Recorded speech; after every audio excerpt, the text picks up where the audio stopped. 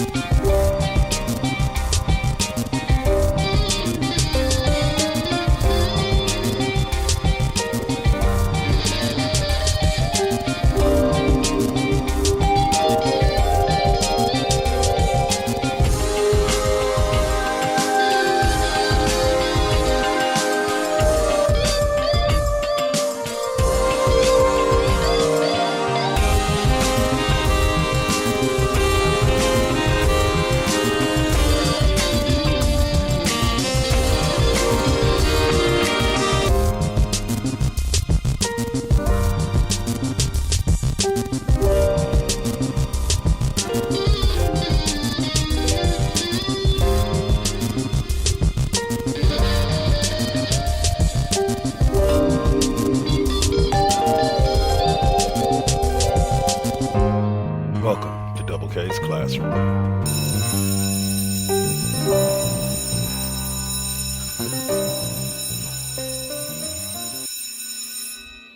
Class is officially in session.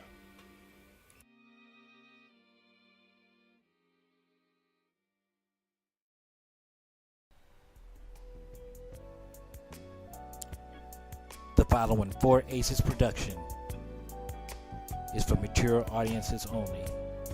Listener discretion is highly advised.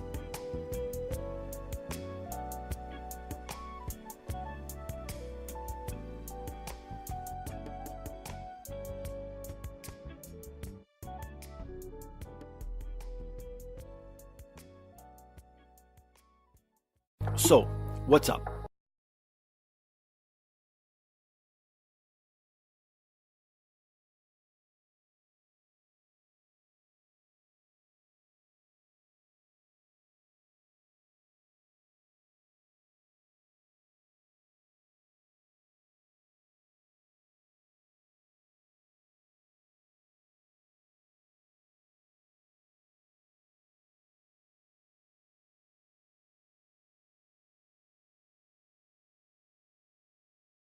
Hello, y'all. Y'all have not been hearing me.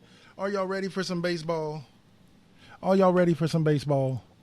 It is Double K, K Double, and I am here to talk to you about a little baseball, MLB style. Major League Baseball kicked off about 2 months ago. It's been it's been a really up and down season as far as the Bay Area teams have gone. And the San Francisco Giants. And they both are people, let's see.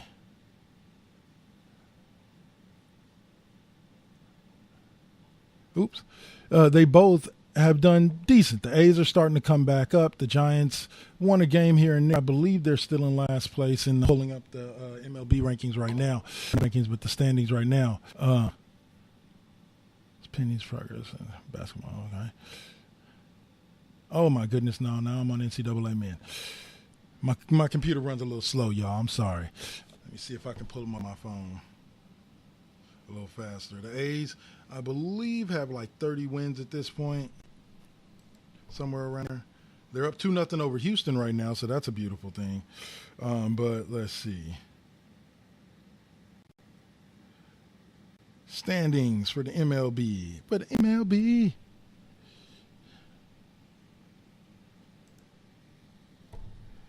Let's see. The A's are currently sitting in second place at 29-7. They recently came off a 10-game win streak. They've lost 2 straight to the Anaheim Angels, who are 27-29. But there's about a 6-game difference between second place and last place. The Seattle Mariners, who nobody thought was going to be in this position this point in the season, because it started out like 15-1, are in the cellar at like 24-35. Wow, talk about your turnaround. Like this team went from being the best team in the AL West to the worst team. They're 11-17 at home, 13-18 on the road. They have a plus-minus differential of negative 59 runs. They just consistently get blown out the water. Let's see. The Athletics, on the other hand, are 29-27, 18-12, 11-15, or 18-12 at home, 11-15 away. Like I said, they just came off a 10-game win streak. They're a plus 29 when it comes to plus minus, and they sit 7.5 games behind Houston, who was, well, shit. I don't believe they won the World Series last year. No, they might have won it last year. They won the World Series recently, and they're a damn good team. So 22-8 at home, 15-12 on the road. The Minnesota Twins has really been one of the surprise teams this year, leading the Central by 10.5 games over the White Sox and the Cleveland Indians, who both sit a game under 500. Let's see. The Tigers are just, Tigers and Royals are fighting for first place, basically, or first pick in the draft, along with the Baltimore Orioles.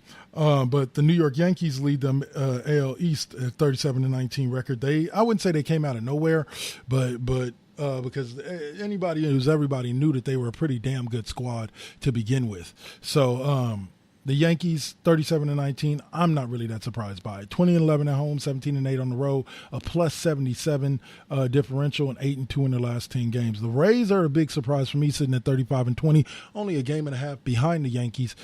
The Yankees are, how do you say, a solid squad that has a lot that they can get done, and so I don't necessarily see the Yankees getting to the World Series. They might. But it's going to be a tough road, but I definitely see them winning this division. The defending world champion Red Sox, so Houston won it 2 years ago, are 29-28. They've lost 3 straight. They're just not playing the way that they used to play, or that they played last year leading up to the victory.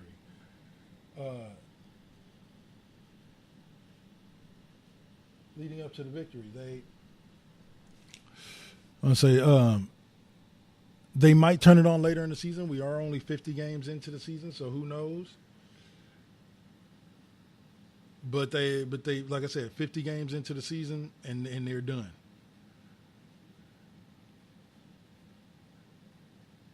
And I don't know. Like, I just don't see them really turning it around. They could still win over 100 games. Don't get it twisted. They are a team that is capable of doing that. But right now they sit 8.5 games out of first place. But once again, we're only 50 games into the season. We're only a third of the way into the season. So that'll do it for this talk. I'm going to come back in a moment and talk to Max Kellerman from First Take. Got a little bit to say, but first I'm going to take this 30-second break. So, what's up? Steve Fingerstyles here, the host of the podcast, spelled DA, of course. Tune in each and every week to hear what pisses me off, what angers me, what I make fun of, and of course, my crazy rants. I also have incompetent co-hosts, cool guests, and a silent producer that sucks. So what more do you need from a podcast? You can listen on Apple Podcasts, Stitcher, TuneIn, SoundCloud, and the Pod Bros Network. Peace.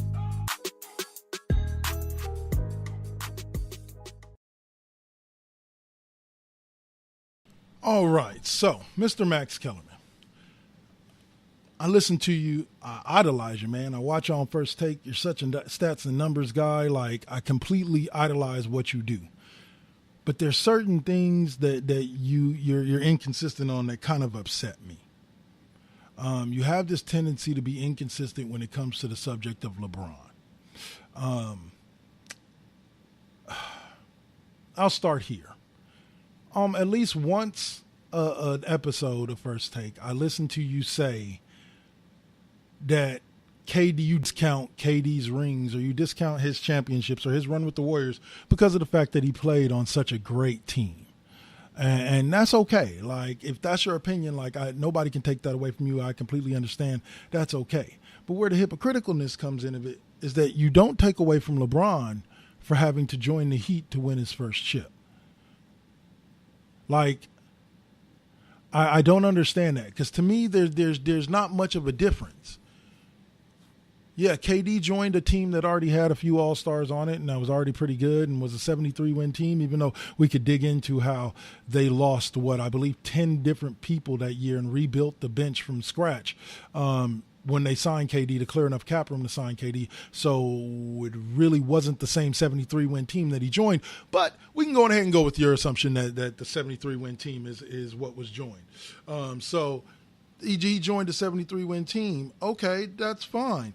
But I would say that needing to talk to your homeboys at the Olympics and team up with them just to be able to go to another team that they basically gutted. I believe Udonis Haslem and one other person were the only two people left on that Miami Heat team after LeBron, D-Wade, and Chris Bosh were signed. And Mario Chalmers was left on that squad.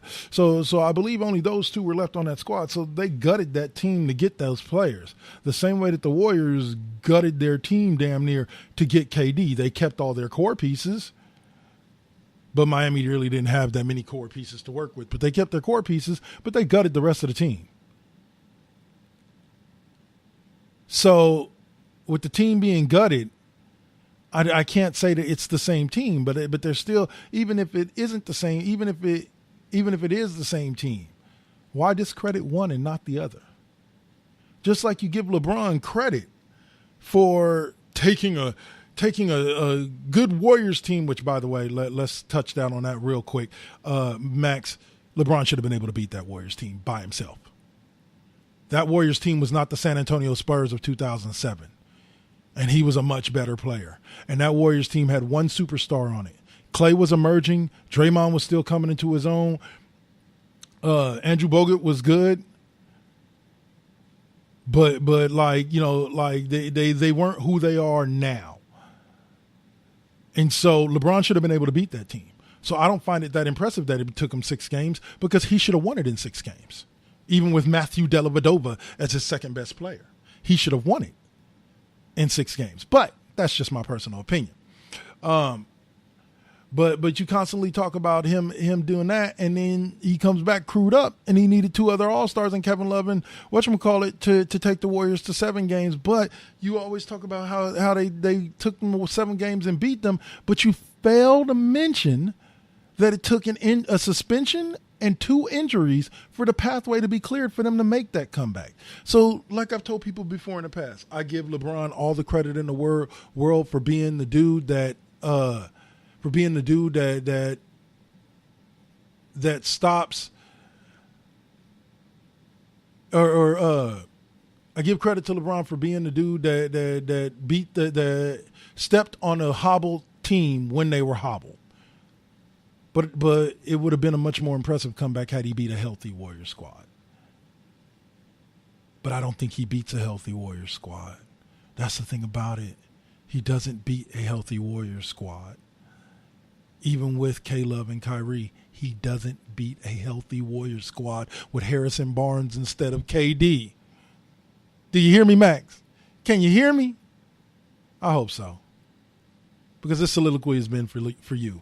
Please explain to me. Like, if I can actually get you to listen to this, please call me on my home line. I don't know. Hit me up on Facebook, Twitter. Hit me up in my DMs. Please explain to me where there's where there's no hypocrisy there. Where you give credit to LeBron for needing Kyrie and K-Love to take on a 73-win Warriors team they only had 3 All-Stars at that point. So it was 3 All-Stars versus 3 All-Stars. Okay? 3 All-Stars in the starting lineup versus 3 All-Stars in the starting lineup. And it took a suspension and 2 injuries for him to beat that team when he came in crewed up. And the series before, if you really want to get into the numbers, go ahead and explain to me how he doesn't beat that Warriors team when he's the best player in the world. That's all I got to say. I'll leave those questions out there and hope that there's a response. If not, it was fun to give the soliloquy. I hope you guys enjoyed. I'm going to take another commercial break, and then I'll be back to talk some NL. You're listening to Double K's Classroom right here on Spreaker.com, 4 Aces Presents Radio.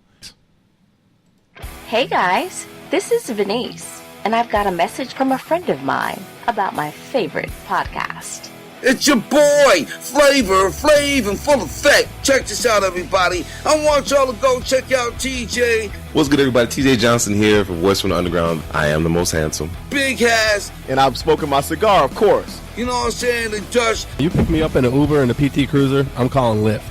Cause they be fighting the power, talking about social issues, politics, you know what I'm saying? And we're not even that good. Right, we're terrible. Terrible. Tangents all over the place. And not only that, but they be keeping it fun with the sports, music, comics, and movies too. Am I allowed to talk? I think no, not right now. Shut up, colonizer!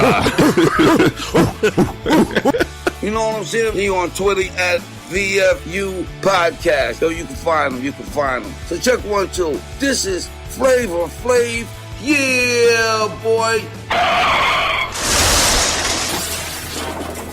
Okay, what Flav was trying to say is check out Voice from the Underground on your favorite podcast network. Voice from the Underground.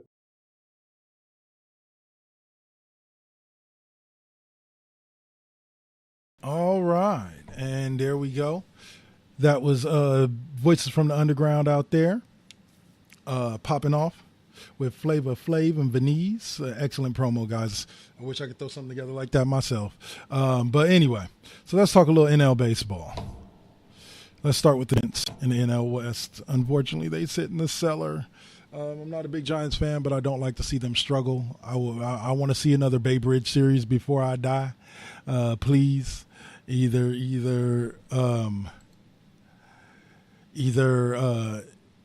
give me another Bay Bridge series in the World Series, please. And preferably another Oakland A's win, but we'll leave that for later. Anyway, San Francisco Giants, 22-34. They're 15.5 games back of the Dodgers, who sit on top of the NL West. They're 10-18 at home, 12-16 on the road. Have a plus-minus of -89. The team right above them is the team that's in the state right next to us, the Arizona Diamondbacks, 28-29. 10 games back, 11-13 at home, 17-16 on the road. They are plus 42, but they've struggled with their pitching, allowing a lot more runs than their hitting can necessarily garner for them. So that has been an issue with them. The Rockies are sitting a game over 500, just like the Padres are sitting 2 games. They are sitting 8.5 and 9 games respectively back from the Dodgers. And let's see. They are a -19 for the Padres and a +1 for the Rockies. So both teams are struggling with their pitching staffs, giving up more runs, but are still managing to win some games. So hopefully they'll be able to balance that out, and maybe one of those teams will make the playoffs. The Los Angeles Dodgers, on the other hand, are 38-19, 22-7 at home, 16-12. They just recently got back Clayton Kershaw, who's now 5-0, 308 and 226, a +82. They've won 2 straight. The Dodgers are an amazing squad that I hope can continue their run of going to NLDS's or NLCS's championship series and World Series, because I would love to see the Dodgers bring home one. I'm not a Dodgers fan, but I would love to see the Dodgers bring home one. And I know that just made every Giants listener of mine angry, but I'm sorry. Like I've loved the Dodgers over the Giants all day, even though I'm from the Bay Area. But it's all good. It's all good, y'all, because I'm an A's fan. So why would I like the Giants anyway? And also, but I do have one thing against the Dodgers, and I've said this on this show plenty of times, and I said it on West Coast Bias. Fuck the Dodgers.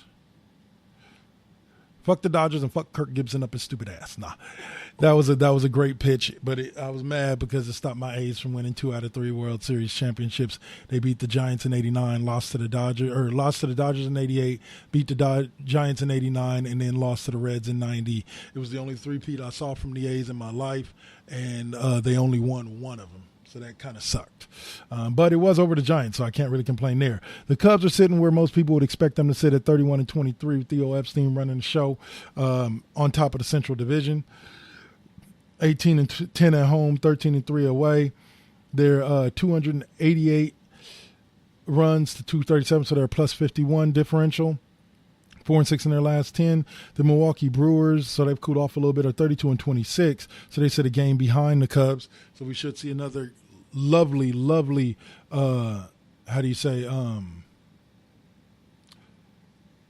down to the wire race between the two. So let's see. They are a plus 14 and sitting in that position. So they look like, once again, pitching is doing well, hitting is doing well. They can make some of themselves. Pirates are sitting at 28-28. The Cardinals, unfortunately, are 27-28, and the Reds are 27-30. All are a game, 4 games, 4.5 games, and 5.5 games back of the Chicago Cubs. Will it stay like this through the whole season? Who knows? Who knows? But the Cubs have themselves a hell of a team over there. Theo Epstein always manages to put a solid squad on the field, and I believe they will make the postseason and possibly compete for a World Series title. We'll see, though. In the East, the team that went out and got Bryce Harper sits at 33-23 atop the division, and in parity, the team that let go of Bryce Harper sits at 24-33 and at 9.5 games back. But the Nationals weren't exactly that good, even with Bryce Harper. So, I'll say. So it's all good. The Phillies will make the playoffs this year, along with possibly the Braves, maybe, who sit at 30-27. The Braves, just for full disclosure, were always my NL team. When I had an AL and an NL team, my NL team was the Braves, not the Dodgers. I love me some Greg Maddux, Tom Glavine, John Smoltz, etc. The Mets have managed to climb themselves back out after a horrible start to 27-19. So 15-9 at home, 12-20 on the road. So it looks like playing on the road really gets them under 15 as far as differential. And the Nationals, like I said, sit at 24-33. Their differential is a negative 26. Well, I bet they could use a few Bryce Harper home runs right about now, huh? Sorry, Nationals. I think you guys should have just given him the money he wanted and kept him a National for the rest of his career. He's basically the Mike Trout of the National League. So let me see. And then last but not least, the Miami Marlins, who just seem to be a train wreck, 13 games back, only won 19 games all season, a negative 83. They just can't seem to get it together, but when have they ever gotten it together? Derek Jeter, get your shit together and make that team a winner. But other than that, guys, that's about all I got to say for tonight. Baseball is good. I do want to say that if you haven't been watching, there are kids out there that are the children of Major League Baseball players that are killing it, like Vlad Guerrero Jr. and Mike Yastrzemski, son of Carl Yastrzemski, plays for the Giants, and these kids are out there killing it, getting some stuff done. So keep an eye out because we're about to see the next generation of greats. They may not live up to what their fathers did, but I believe that we're going to see something special from them. That's been it for this week. I hope you all have a great week. See you next week for KW's Fifth Period Music Class at 8 o'clock.